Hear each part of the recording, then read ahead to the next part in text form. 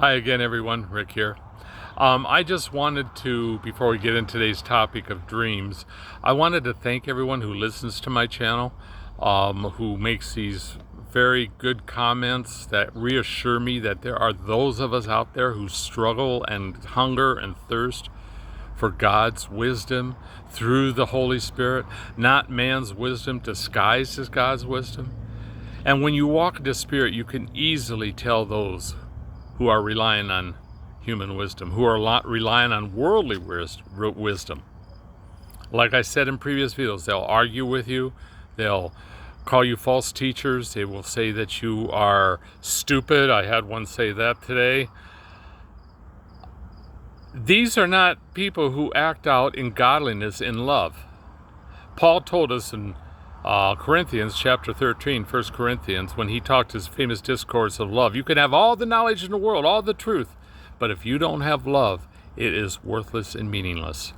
Yet these Christians, majority of Christians, rely on worldly wisdom to determine God's truth, and they fail to come close to Christ and embrace the love of who God is.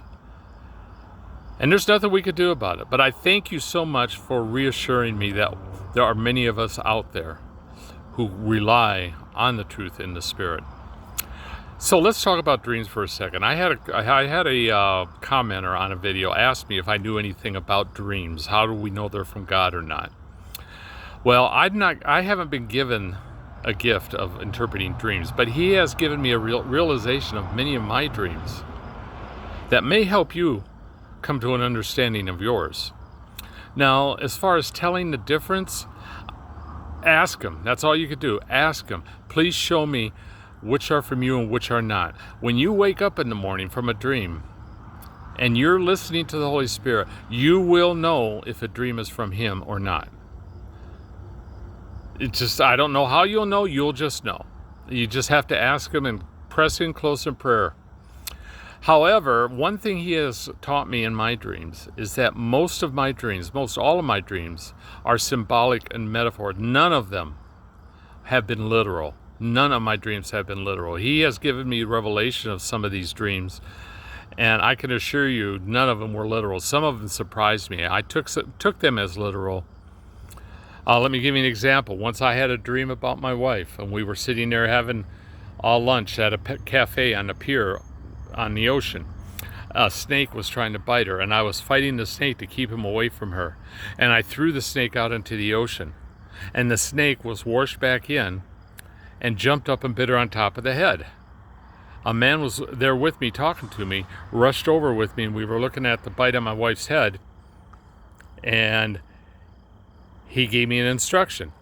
Well, when I woke up, I saw that as part literal, part metaphor. My wife was having a lot of trouble with her work, so I assumed that was the dream. The snake obviously represented Satan or evil that was attacking her. Well, come to find out, months later, the Lord brought that dream back to my memory and gave me the revelation that it had nothing to do with my wife. My wife is my bride. The bride of Christ is the church.